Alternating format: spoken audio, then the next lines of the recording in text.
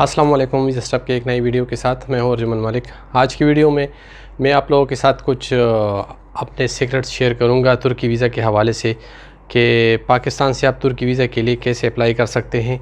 तो इस वीज़ा के हवाले से बहुत से लोगों के शुकूक व शुबहात है और बहुत सारे लोग पाकिस्तान से कहते हैं कि हमारा तुर्की का वीज़ा रिफ्यूज़ हो गया। हालांकि तुर्की का वीज़ा बहुत ईजी प्रोसेस है और बहुत सारे लोगों को तुर्की का वीज़ा मिल रहा है। ये तुर्की वीज़ा एप्लीकेशन पे मेरी दूसरी वीडियो है। मैंने इससे पहले भी दो वीडियोस बनाए हैं और मेरे बहुत सारे दोस्त जो पाकिस्तान में हैं और मैं अभी यूएई में हूँ, तो बहुत सारे दोस्तों ने मेरे साथ रब्ता किया मेरे चैनल के थ्रू कि हमारा तुर्की का वीज़ा रिफ्यूज़ हो गया। तो मैंने जब उनसे बात की कि आप लोगों का तुर्की का वीज़ा रिफ्यूज़ क्यों हो गया, जब मैंने उनकी फ़ाइल स्टडी की, उन्होंने मुझे अपने फ़ाइल सेंड किए, तो उन्होंने अपने डॉक्यूमेंटेशन में काफ़ी ज़्यादा गलतियाँ की थी जिसकी वजह से उनके वीज़े रिफ्यूज़ हो गए हैं।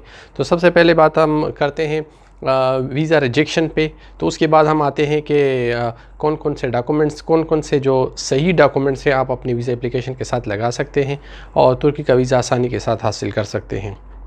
पाकिस्तान में हर दूसरा बंदा जो है ना कंसल्टेंट और एजेंट बना हुआ है। यूट्यूब पे 2-3 वीडियोस देख लेते हैं और हर बंदा बना हुआ है कंसल्टेंट और हर किसी को कहता है भाई मुझे अपने डॉक्यूमेंट्स दे, मुझे इतने पैसे दे दे, मैं आपका तुर्की का वीज़ा लगवा दूंगा। हालांकि जो सही प्रोसेस है, जो इसमें जो ट्रिक्स है वीज़ा के डॉक्यूमेंटेशन में, वीज़ा के फ़ाइल प्रिपरेशन में जो चीज़ें हैं उसको सही तरह से समझना चाहिए, तभी आपका तुर्की का वीज़ा लगेगा। इस वीडियो को एंड तक देखिएगा। इसमें जो चीज़ें मैं आप लोगों को आज बताने वाला हूं, अगर आप इन चीज़ों पे अमल करेंगे तो मैं 100% गारंटी देता हूं कि इंशाल्लाह आपका तुर्की का वीज़ा ज़रूर लगेगा। अगर आप पहले रिफ्यूज़ भी हो चुके हो, लेकिन अगर आप इन स्टेप्स को फॉलो करोगे तो आपका तुर्की का वीज़ा ज़रूर लगेगा।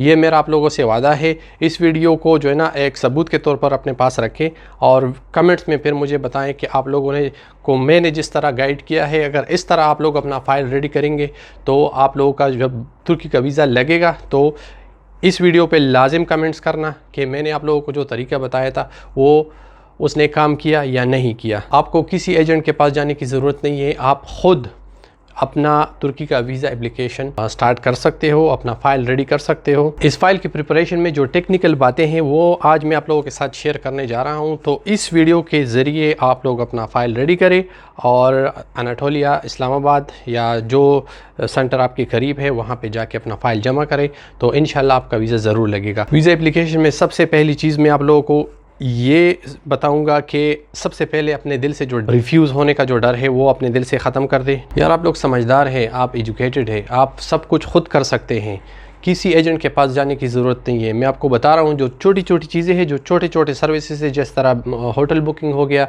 या आपका ट्रैवल इंश्योरेंस हो गया, तो ये आप या एयर टिकट रिज़र्वेशन हो गया, तो ये चीज़ें आप लोग अपने जो है ना ट्रैवल एजेंट से करवा सकते हैं 1000-1500 रुपीज़ में। बाकी जो सारी चीज़ें हैं वो आप लोगों ने वैसे भी खुद ही रेडी करनी होती है, दूसरा कोई आपके लिए रेडी नहीं करता। ये सारे डॉक्यूमेंट्स आप लोगों ने खुद ही रेडी करने होते हैं और ख़ुद ही फ़ाइल रेडी करना होता है। बस वो लोग सिर्फ आपके डॉक्यूमेंट्स को तरतीब दे देते हैं और आपसे जो है ना पैसे चार्ज करते हैं इस सर्विस के। मैंने जब तुर्की वीज़ा अप्लाई किया था फरवरी-मार्च में, तो उस टाइम मेरी कोई ट्रैवल हिस्ट्री नहीं थी, मेरा बिल्कुल फ्रेश पासपोर्ट था। मैंने किसी दुबई के अलावा किसी भी कंट्री में ट्रैवल नहीं किया और फर्स्ट अटेम्प्ट में मेरा तुर्की का वीज़ा लग गया। तो आप लोगों का भी वीज़ा लग सकता है। बस सिर्फ ये सारा गेम है डॉक्यूमेंटेशन का कि आप लोगों ने प्रॉपरली किस तरह अपना फ़ाइल उनको सबमिट करना है और आप लोगों ने तुर्की का वीज़ा लेना है। अच्छा, तुर्की वीज़ा फ़ाइल प्रिपरेशन के डॉक्यूमेंट्स में जो लोग गलतियां करते हैं वो मैं आप लोगों को बताता हूं। जो पिछले लोगों के वीज़े रिफ्यूज़ हो गए, तो उनमें से ये है कि ज़्यादातर उनके जो रिजेक्शन रीज़न है वो उनके बैंक स्टेटमेंट पे आते हैं, ठीक है, और उनकी जो फ़ाइल है वो प्रॉपर तरीके से जो है ना वो डॉक्यूमेंटेड नहीं होती, वो प्रॉपर तरीके से प्रिपेयर नहीं होती। वो जब अपना बिज़नेस शो करते हैं तो बिज़नेस में भी अपने जो ट्रांजैक्शन वो करते हैं वो अपने बिज़नेस के साइज़ के हिसाब से नहीं करते हैं। मिसाल के तौर पर अगर किसी ने एक छोटा सा शॉप शो किया है कि मेरा इतना शॉप है और वो मेरे ख़्याल पे महीने का कोई 50-60 हज़ार रुपीज़ कमाता है, तो वो अपने बैंक ट्रांजैक्शंस जो है ना 10,000, 15 या 20-30 हज़ार में नहीं करता। वो ज़्यादातर ट्रांजैक्शन जो करते हैं वो बड़ी अमाउंट में करते हैं। तो आप लोगों से ये भी गलती हो जाती है कि आप अपने एक बैंक अकाउंट में बड़ी बड़ी ट्रांजेक्शन्स कर लेते हैं, जिसकी वजह से वीज़ा ऑफिसर आप लोगों का वीज़ा रिफ्यूज़ कर देता है। दूसरी बात यह कि अगर आप जॉब करते हैं और सोर्स ऑफ इनकम जो है ना में आप जॉब शो करते हैं, तो उसमें आप जो है ना सैलरी या तो इतना कम शो करते हैं कि उसकी वजह से आपका वीज़ा रिफ्यूज़ हो जाता है, या आपकी सैलरी आपकी बैंक अकाउंट में क्रेडिट नहीं होती। तो ये प्रॉपर तरीके से उनको शो करना पड़ता है कि आपकी जो सैलरी है वो आपकी अकाउंट में क्रेडिट हो रही है। साथ में आप लोगों ने पे स्लिप भी लगाने होते हैं और बैंक स्टेटमेंट पे आपकी सैलरी आनी चाहिए, सैलरी क्रेडिट, ठीक है। और इसके अलावा आपका जो पर्सनल एनटीएन नंबर है वो भी साथ में होना चाहिए। और पर्सनल एनटीएन नंबर कोई मुश्किल काम नहीं है, आप ऑनलाइन ख़ुद भी अप्लाई कर सकते हो FBR को। अगर नहीं आता तो किसी से आप हेल्प ले सकते हैं। दूसरी बात यह कि वीज़ा के डॉक्यूमेंट्स प्रिपरेशन के हवाले से जो मैं बात करने जा रहा हूं, तो उस पे एक अलग वीडियो मैंने बनाई है, how to prepare bank statement और how to maintain a bank statement for visa application. तो उस वीडियो का जो लिंक है वो डिस्क्रिप्शन में दे रहा हूँ, आप वहाँ पे जाके चेक कर सकते हैं कि आप अपनी बैंक ट्रांजैक्शन और बैंक स्टेटमेंट किस तरह बनाएंगे अपनी वीज़ा एप्लीकेशन के लिए। उससे आप लोगों को काफ़ी गाइडेंस मिल जाएगी। तुर्की के वीज़े का जो प्रोसेस है वो मैं आप लोगों को बताता हूँ। जो डॉक्यूमेंटेशन है वो आप थोड़ा सा गौर से देख लें इन डॉक्यूमेंट्स को।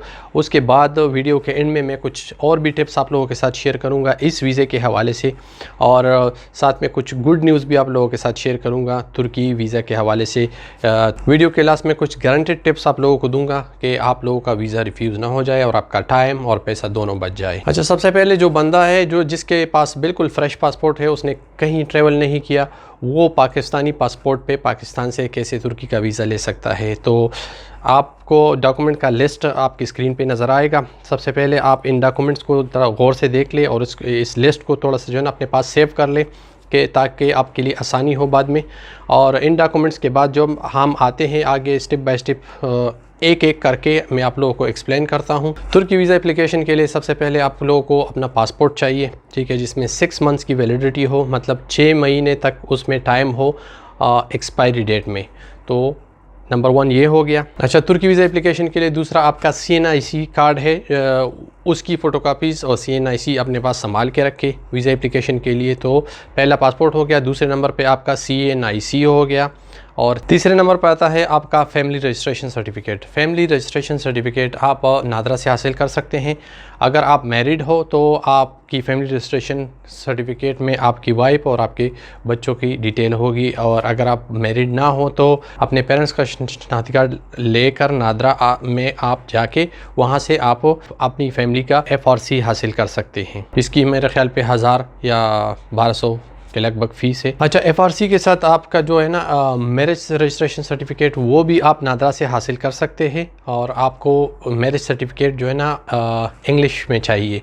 तो नादरा से जो मैरिज सर्टिफिकेट मिल जाता है वो इंग्लिश में होता है। तो आप लोगों ने FRC और मैरिज रजिस्ट्रेशन सर्टिफिकेट नादरा से हासिल करनी है इस वीज़ा एप्लीकेशन के लिए। अच्छा, इसके बाद आपका आता है होटल और एयर टिकट का रिज़र्वेशन। तो होटल और एयर टिकट का रिज़र्वेशन सिर्फ रिज़र्वेशन करनी है आप लोगों ने, ठीक है। अगर आपको ख़ुद नहीं आता कि किस तरह ये रिज़र्वेशन हासिल करनी है, तो आप किसी ट्रैवल एजेंट के पास जाके उसको 500 या 1000 रुपीज़ दे के वो आपका होटल बुकिंग भी करवाएगा फ्री में, और साथ में आपका जो है ना एयर टिकट रिज़र्वेशन भी करवाएगा। या अगर आप पढ़े लिखे हो तो आप बुकिंग या agoda.com से कर सकते हैं होटल बुकिंग, और एयर टिकट रिज़र्वेशन भी खुद कर सकते हैं ऑनलाइन। अच्छा, इसके बाद आपको चाहिए visa application form. Visa application form applicant ने पहले खुद फिल करना पड़ता था एप्लीकेंट को, और अभी जो नए रूल्स है वो ये है कि अनाटोलिया जब आप जाओगे तो वहाँ पे आप लोगों का वो वीज़ा एप्लीकेशन फॉर्म वो खुद फिल करते हैं। तो आपको वीज़ा एप्लीकेशन फॉर्म फिल करने की ज़रूरत नहीं है। अच्छा, इस वीज़ा के लिए आप लोगों को एक वीज़ा रिक्वेस्ट लेटर या कवर लेटर भी चाहिए।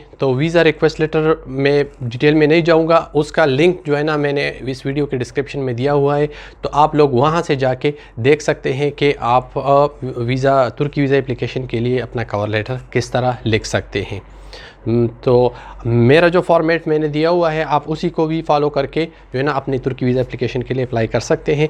इसी फॉर्मेट पे मैंने तुर्की वीज़ा के लिए अप्लाई किया था, मुझे वीज़ा मिल गया था। अच्छा, जब आप तुर्की वीज़ा एप्लीकेशन के लिए पाकिस्तान से अप्लाई करते हैं तो आपके अकाउंट में क्लोजिंग बैलेंस कितना होना चाहिए।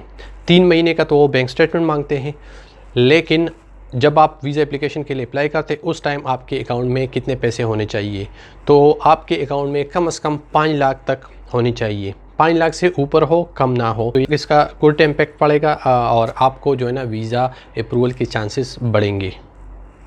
अच्छा, बैंक स्टेटमेंट के बारे में सिर्फ एक दो बातें करना चाहता हूं कि बैंक स्टेटमेंट जब आप अपना रेडी करते हैं वीज़ा एप्लीकेशन के लिए, तो अपने जॉब और अपने बिज़नेस के हिसाब से जो है ना आप लोगों ने अपने बैंक अकाउंट में ट्रांजैक्शन करनी है। आप लोगों ने, अगर आपका बिज़नेस छोटा है और आपने बड़ी बड़ी ट्रांजैक्शन की अपने बैंक अकाउंट में, तो स्ट्रेट अवे आपका तुर्की का वीज़ा रिफ्यूज़ होगा, ठीक है। इसके अलावा अगर आपकी सैलरी मिसाल के तौर पर 30-40 हज़ार है और आप जो है ना अपने अकाउंट में 80 हज़ार, 1 लाख और 1.5 लाख की ट्रांजैक्शन करते हैं एक टाइम पे, तो इसकी वजह से भी आपका वीज़ा रिफ्यूज़ हो सकता है।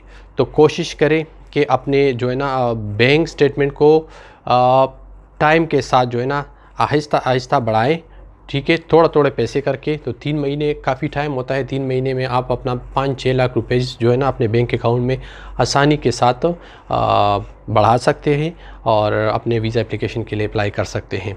वीज़ा एप्लीकेशन के लिए बैंक स्टेटमेंट किस तरह का होना चाहिए उस की वीडियो भी मैंने इस वीडियो के डिस्क्रिप्शन में दी है और आप वहां से जाके देख सकते हैं कि आप लोगों ने अपने वीज़ा एप्लीकेशन के लिए कौन कौन सी चीज़ों को देखना पड़ता है अपने बैंक स्टेटमेंट में। तो वो वीडियो भी आप देख सकते हैं और आपको आइडिया हो जाएगा कि बैंक स्टेटमेंट किस तरह बनाया जाता है वीज़ा एप्लीकेशन के लिए। तुर्की वीज़ा के एप्लीकेशन के हवाले से अगर आप जॉब शो करते हैं तो जॉब की जो है ना चीज़ें बड़ी सिंपल है, उसमें इतनी ज़्यादा डॉक्यूमेंटेशन आपको नहीं शो करनी पड़ती और वो अगर आप वाकई जॉब करते हैं तो वो डॉक्यूमेंट्स हासिल करना कोई मुश्किल काम नहीं है। एनओसी हो गया एम्प्लॉयर का, इसके अलावा आपकी सैलरी स्लिप्स हो गए और सैलरी सर्टिफिकेट हो गया, तो ये आप अपने एम्प्लॉयर से इजीली हासिल कर सकते हैं। लेकिन अगर आप बिज़नेस कर रहे हैं तो बिज़नेस में फिर डॉक्यूमेंटेशन की जो है ना एक लिस्ट है जो लंबी हो जाती है और वो डॉक्यूमेंट्स जो है ना आप लोगों ने बड़े ध्यान से अपने वीज़ा एप्लीकेशन के साथ लगानी होती है। तो उन डॉक्यूमेंट्स का आप लोगों ने थोड़ा सा ख्याल रखना है कि वो डॉक्यूमेंट्स कौन कौन से होते हैं और किस तरह आप लोगों ने अपनी वीज़ा एप्लीकेशन में लगानी है। अच्छा, वीज़ा ऑफिसर जब आपका फ़ाइल देखता है तो वो फिज़िकली नहीं आता कि वो आपका जॉब देखे या आपका बिज़नेस देखे, तो वो तो आपके डॉक्यूमेंट्स के बेस पे आपकी वीज़ा एप्लीकेशन का डिसीजन लेता है और वो जो डॉक्यूमेंट्स आप लोगों ने उनको पेश किए होते हैं वो आपकी वीज़ा की रिजेक्शन या अप्रूवल का जो है ना बुनियाद होता है, उसी पे वो फ़ैसला करते हैं। तो अगर आप बिज़नेस करते हैं तो इस सूरत में आप मेक श्योर करें कि आपके बिज़नेस जो अकाउंट है, बैंक स्टेटमेंट है आपका, आप लोगों ने तो बिज़नेस की सूरत में दोनों बैंक स्टेटमेंट उनको शो करनी पड़ती है। एक पर्सनल होता है, एक बिज़नेस बैंक स्टेटमेंट होता है, ठीक है। तो उसमें जो आप ट्रांजैक्शन करते हैं वो प्रॉपर तरीके से होनी चाहिए। मतलब अगर आपका कोई ट्रेडिंग बिज़नेस है, आपने शो किया है, तो ट्रेडिंग बिज़नेस में प्रॉपर तरीके से जो है ना टाइम टू टाइम 2 दिन बाद, 3 दिन बाद, 5 दिन बाद इस तरह एक प्रॉपर तसलसल के साथ जो है ना बैंक ड्रॉप बनानी चाहिए। आपको पैसे आने भी चाहिए ट्रेडर्स से, ठीक है, आपको आपकी पेमेंट जानी भी चाहिए और साथ में जो क्लोजिंग बैलेंस डेली बेसिस पे है वो भी आप के बैंक स्टेटमेंट में रिफ्लेक्ट होना चाहिए कि हाँ भाई आपके पास इतने पैसे ऑलरेडी इस अकाउंट में मौजूद है, काफ़ी टाइम से, 3 महीने से या 4 महीने से वो रेगुलरली रिफ्लेक्ट हो रहे हैं आपके बैंक स्टेटमेंट पे। तो इस तरह जो है ना आप लोगों ने अपने बैंक स्टेटमेंट को थोड़ा सा मेंटेन करना पड़ता है। सैलरी बंदे के लिए तो बस हर महीने सैलरी आती है, उसमें से वो थोड़े बहुत पैसे वो निकाल लेता है, थोड़े बहुत छोड़ देता है। तो सैलरी बंदे के लिए चीज़ें इतनी कॉम्प्लिकेटेड नहीं है और वो जो है ना 3 महीने के ड्यूरेशन पे वो आपकी ट्रांजैक्शन को 1 बाय 1 करके देखते हैं आपके बैंक स्टेटमेंट में। तो इन चीज़ों का आप लोगों ने बहुत ज़्यादा ख्याल रखना है क्योंकि 30-40% जो है ना आपका केस आपकी बैंक स्टेटमेंट पे ही डिपेंडेंट है। अच्छा, जॉब के हवाले, जॉब अगर आप कर रहे हैं और तुर्की वीज़ा के लिए अप्लाई कर रहे हैं तो जॉब बेस पे अगर आप कर रहे हैं तो आपको पर्सनल एनटीएन की ज़रूरत होगी, पर्सनल एनटीएन लाजिम है इसके लिए। और अगर आप बिज़नेस बेस पे अप्लाई कर रहे हैं तो इसके साथ साथ फिर आपको अपना बिज़नेस का एनटीएन नंबर भी शो करना पड़ेगा और साथ में पर्सनल एनटीएन नंबर भी शो करना पड़ेगा। बिज़नेस में टैक्स रिटर्न्स जो आपने गवर्नमेंट को टैक्स पे किया है उसके भी कुछ स्लिप्स वगैरह आप लोगों ने अपने वीज़ा एप्लीकेशन के साथ लगानी पड़ेगी। तो ये आपकी वीज़ा अप्रूवल के चांसेस बहुत बढ़ा देता है कि ये बंदा टैक्स पेयर है। अच्छा, एक और बात, अगर आप वीज़ा एप्लीकेशन के लिए अप्लाई करते हैं किसी भी बेसिस पे तो कोशिश करें कि जितनी भी सपोर्टिंग डॉक्यूमेंट्स आप लोगों के पास मौजूद है वो आप अपनी एप्लीकेशन के साथ लगाएं।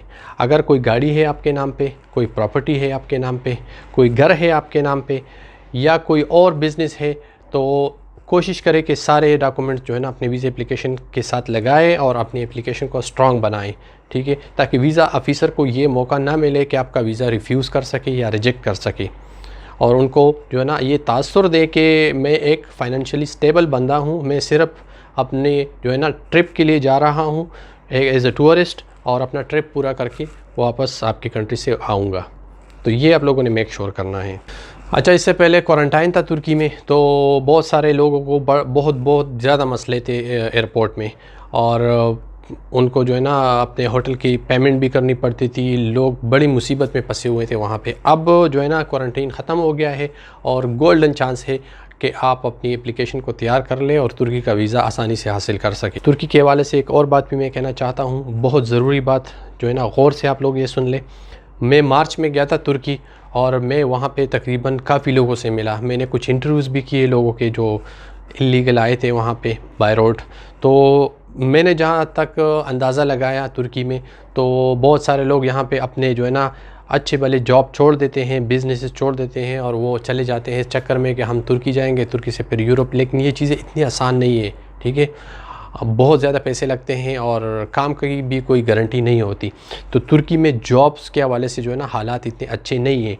आपको ज़्यादा से ज़्यादा अगर कोई जॉब भी मिल जाए ना, आपने 12 घंटे काम करना है और 2000 से लेके ज़्यादा से ज़्यादा 3000 लेरा पर मंथ जो है ना आप वहाँ पर कमा सकते हो। तो 3000 लेरा में अगर मैं आप बोलूँ तो 50-60 हज़ार, तो 50-60 हज़ार तो पाकिस्तान में भी लोग कमाते हैं। आप जाके इस्लामाबाद में देखें, इस्लामाबाद कराची में कितने जो है ना एक आम मज़दूर भी जो अपना काम करता है, अपना बिज़नेस करता है, तो वो इतने पैसे कमा सकता है।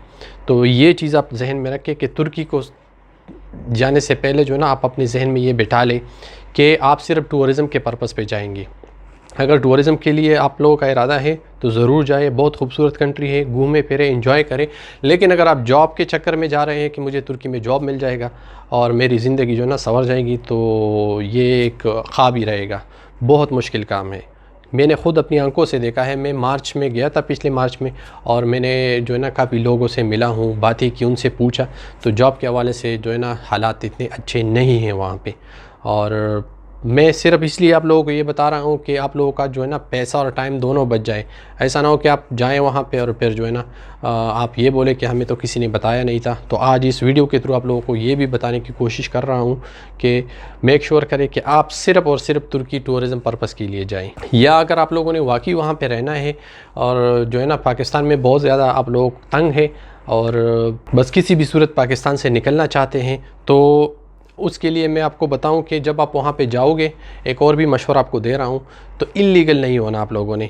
आप जैसे ही वहाँ पे पहुँचोगे तो वहाँ पे एक साल की जो TRC है, जो रेजिडेंट परमिट है, वो आप लोगों को मिल सकता है 1000 से लेके 1200 यूरो तक, 1000 से लेके 1200 लेरा में या 1500 लेरा तक आप लोगों को TRC 1 साल का वीज़ा होता है, वो आपको मिल सकता है और आप उस पर लीगली वहाँ पे रह सकते हैं।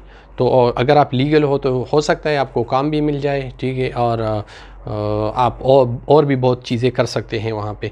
लेकिन अगर आप टूरिस्ट वीज़ा पे होंगे, जाएंगे और वहाँ पे फिर इल्लीगल हो जाओगे, तो ये आपके लिए बड़े मसले खड़े करेगा और आपकी ज़िंदगी जो है ना मुश्किल में पड़ जाएगी वहाँ पे। एक और बात तुर्की वीज़ा के हवाले से कि जब आप तुर्की अप्लाई करते हैं तो आप लोगों ने जो है ना अपना वैक्सीन का 2 डोजेस पूरी किए हों।